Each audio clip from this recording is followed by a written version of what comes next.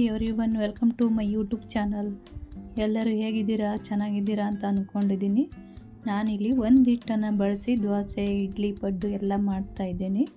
ಇಲ್ಲಿ ಅವಲಕ್ಕಿ ಬಳಸಿ ಮಾಡ್ತಾ ಇರೋದ್ರಿಂದ ಫಸ್ಟ್ ಟೈಮ್ ಮಾಡ್ತಾ ಇರೋದು.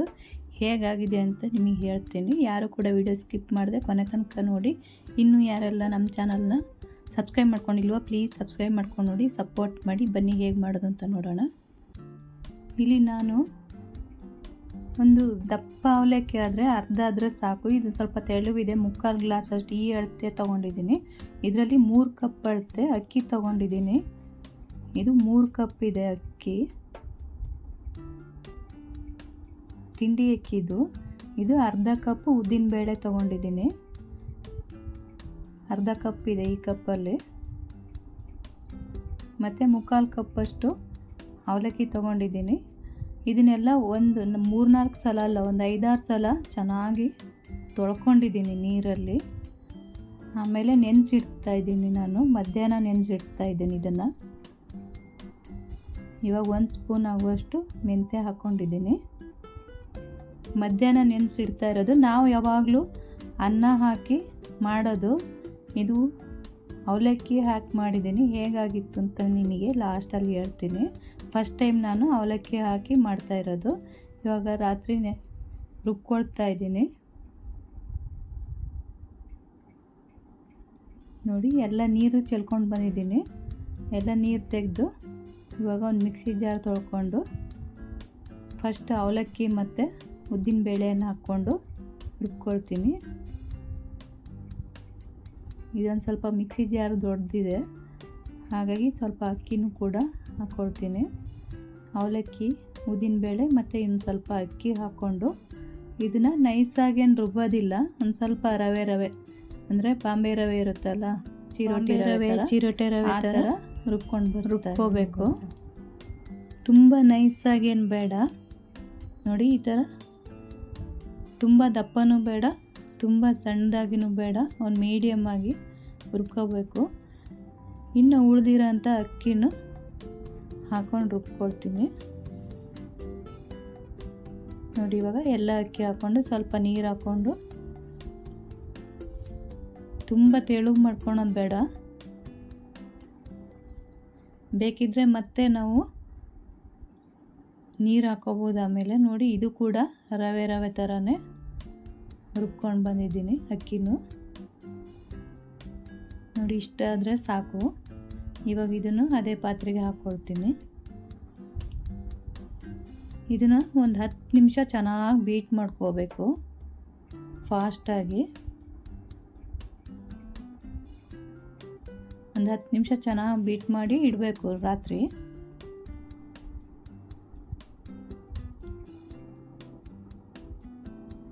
ನೋಡಿ, 10 ನಿಮಿಷ ಚೆನ್ನಾಗಿ ಬೀಟ್ ಮಾಡಿ ಒಂದು ಪ್ಲೇಟ್ ಮುಚ್ಚಿಡ್ತಾ ಇದ್ದೀನಿ. ಇದು ನೈಟ್, ಇದು ಬೆಳಗ್ಗೆ ಎಷ್ಟು ಚೆನ್ನಾಗಿ ಬಂದಿದೆ ಹಿಟ್ಟು. ಚಳಿ ಇದ್ರೂ ಕೂಡ ಚೆನ್ನಾಗಿ ಉಬ್ಬಿ ಬಂದಿದೆ. ಈಗ ಒಂದು ಸಲ ಚೆನ್ನಾಗಿ ಮಿಕ್ಸ್ ಮಾಡ್ಕೋಬೇಕು. ಹಿಟ್ಟಿಗೆ ಎಷ್ಟು ಬೇಕಷ್ಟು ಉಪ್ಪು ಹಾಕ್ಕೊಳ್ತಾ ಇದ್ದೀನಿ. ಒಂದು ಕಡಲೆ ಹಿಟ್ಟಿನಷ್ಟು ಸೋಡಾ ಪುಡಿ ಹಾಕ್ಕೊಂಡಿದ್ದೀನಿ. ಅದಕ್ಕೆ ಸ್ವಲ್ಪ ನೀರು ಹಾಕ್ಕೊಳ್ತೀನಿ. ಅಂದರೆ ಹಿಟ್ಟು ಒಂದು ಸ್ವಲ್ಪ ದಪ್ಪ ಕೂಡ ಆಗಿತ್ತು, ಹಾಗಾಗಿ ಎರಡಕ್ಕೂ ಕರೆಕ್ಟ್ ಆಗುತ್ತೆ ಅಂತೇಳಿ ನೀರು ಹಾಕ್ಕೊಂಡಿದ್ದೀನಿ. ಇದನ್ನು ಸಹ ಚೆನ್ನಾಗಿ ಮಿಕ್ಸ್ ಮಾಡ್ಕೊಳ್ತೀನಿ. ಇವಾಗ ನಾನು ತಟ್ಟೆ ಇಡ್ಲಿ ಮಾಡೋದ್ರಿಂದ ಪ್ಲೇಟೆಲ್ಲ ಚೆನ್ನಾಗಿ ತೊಳೆದು ಇಟ್ಕೊಂಡಿದ್ದೀನಿ. ಪ್ಲೇಟಿಗೆ ಸ್ವಲ್ಪ ಎಣ್ಣೆನ ಈ ಥರ ಸವರ್ಕೋಬೇಕು.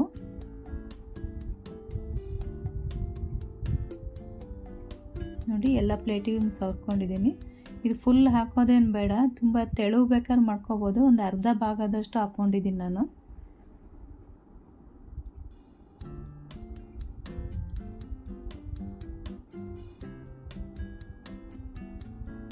ನೋಡಿ, ಈ ಥರ ಅರ್ಧ ಪ್ಲೇಟ್ ಆಗೋಷ್ಟು ಹಾಕ್ಕೊಂಡ್ರೆ ಸಾಕು.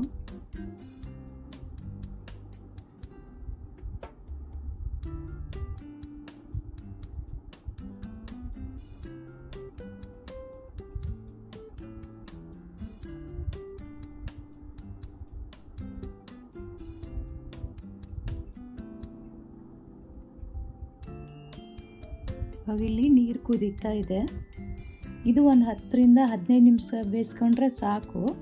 ನಾನಿಲ್ಲಿ ಒಂದು 20 ನಿಮಿಷ ಬೇಯಿಸ್ಕೊಂಡಿದ್ದೀನಿ, ಚೆನ್ನಾಗಿ ಬೇಯಲಿ ಅಂತ ಹೇಳಿ.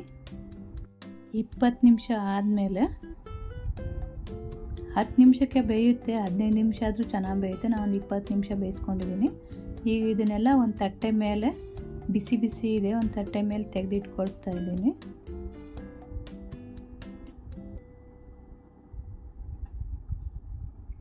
ಇವಾಗ ತೆಗೆದ ತಕ್ಷಣ ಇನ್ನೂ ಬಿಸಿ ಇದೆ ಕೂಡ. ಅದು ಸ್ವಲ್ಪ ಆರಿದ್ರೆ ಕೈಯಲ್ಲೇ ತೆಗಿಬೋದು, ಅಷ್ಟು ಚೆನ್ನಾಗಿ ಬರುತ್ತೆ.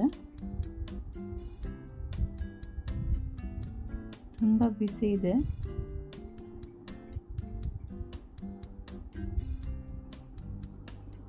ಹೇಗಿತ್ತು ಅಂತ ಹೇಳಿ ಇಡ್ಲಿದು. ತಟ್ಟೆ ಇಡ್ಲಿ, ಚಟ್ನಿ ಮತ್ತು ಸಾಂಬಾರು. ಕಾಣಿಸ್ತಾ ಇಲ್ಲ ಯಾಕಂದರೆ ಚಿಕ್ಕದಿದೆ ಅಡುಗೆ ಕೋಣೆ, ಅದೆಲ್ಲ ಇಟ್ಕೊಳ್ಳೋಕ್ಕೆ ಜಾಗ ಇಲ್ಲ. ನೋಡಿ, ಬಿಸಿ ಬಿಸಿ ಸಾಂಬಾರು ಮತ್ತು ಇಡ್ಲಿ, ಚಟ್ನಿ. ಇವಾಗ ನೋಡಿ, ಒಂದು ಸ್ವಲ್ಪ ಬಟಾಣೆ ಕಾಳು ಮತ್ತು 2 ಚಿಕ್ಕದು ಬಟಾಟನ ಬೇಯಿಸಿಟ್ಕೊಂಡಿದ್ದೀನಿ ಉಪ್ಪು ಹಾಕಿ. ನಾನು ಎರಡು ಸಲ 3 ಸಲ ಮಾಡೋಷ್ಟು ಸಾಂಬಾರಿಗೆ ಈ ಥರ ರುಬ್ಬಿ ಒಗ್ಗರಣೆ ಹಾಕಿ ಬಾಕ್ಸಲ್ಲಿ ಎತ್ತಿಟ್ಕೊಂಡಿರ್ತೀನಿ. ಅದನ್ನೇ ಹಾಕ್ತಾಯಿದ್ದೀನಿ ಇವಾಗ ಸ್ವಲ್ಪ ಹುಣಸೆಹಣ್ಣು, ಉಪ್ಪು ಮತ್ತು ಸ್ವಲ್ಪ ಒಂದು 1/4 ಚಮಚದಷ್ಟು ಸಕ್ಕರೆ ಹಾಕ್ಕೊಳ್ತೀನಿ. ಈ ಬಟಾಟೊ ಮತ್ತು ಬಟಾಣಿ ಬೇಯಿಸುವಾಗ ಕೂಡ ಉಪ್ಪು ಹಾಕ್ಕೊಂಡಿದ್ದೆ.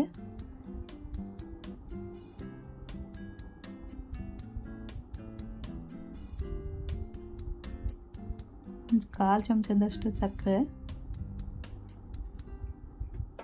ಇದು ಒಂದು ಸ್ವಲ್ಪ ಗಟ್ಟಿ ಬರಲಿ ಅಂತೇಳಿ ಹುರ್ಗಡ್ಲೆ ಪೌಡ್ರ್ ಹಾಕ್ಕೊಂಡಿದ್ದೀನಿ.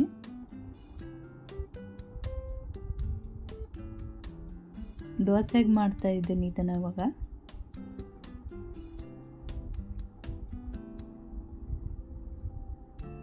ನೋಡಿ, ಇವಾಗ ಚೆನ್ನಾಗಿ ಕುದೀತಾ ಇದೆ.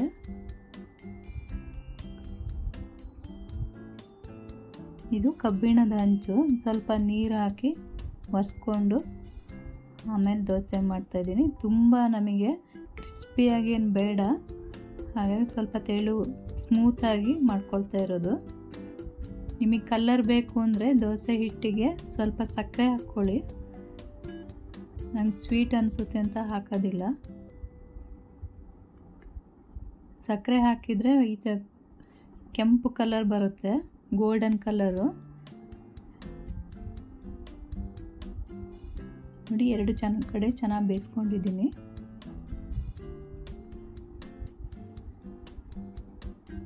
ಇವಾಗ ನೋಡಿ, ಇಡ್ಲಿ ಮತ್ತು ದೋಸೆ, ಬಟಾಟೆ ಬಟಾಣಿ ಗಸಿ, ಸಾಂಬಾರು, ಚಟ್ನಿ ಹೇಗಿದೆ ಅಂತ ತಿಳಿಸಿ.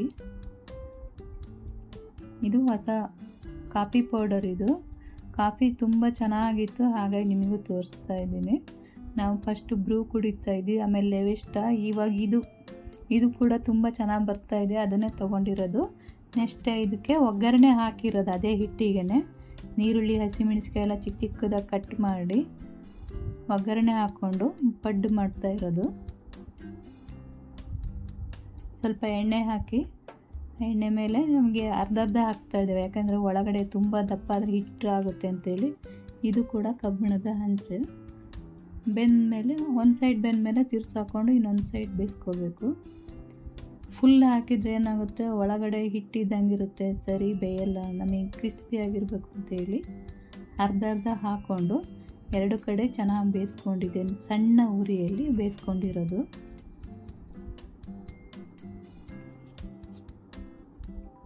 ಎರಡು ಸೈಡು ಚೆನ್ನಾಗಿ ಬೆಂದಿದೆ. ಇದು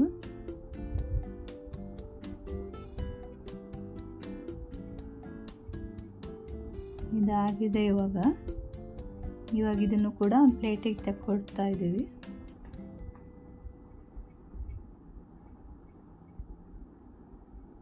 ನೋಡಿ, ಪಡ್ಡು ಮತ್ತು ಚಟ್ನಿ, ಮೊಸರು. ಈ ವಿಡಿಯೋ ಇಲ್ಲಿಗೆ ಎಂಡ್ ಮಾಡ್ತಾ ಇದ್ದೀವಿ. ಈ ವಿಡಿಯೋ ಇಷ್ಟ ಆದಲ್ಲಿ ಲೈಕ್ ಮಾಡಿ, ಕಮೆಂಟ್ ಮಾಡಿ, ಸಬ್ಸ್ಕ್ರೈಬ್ ಮಾಡ್ಕೊಂಡು ನೋಡಿ. Thank you for watching.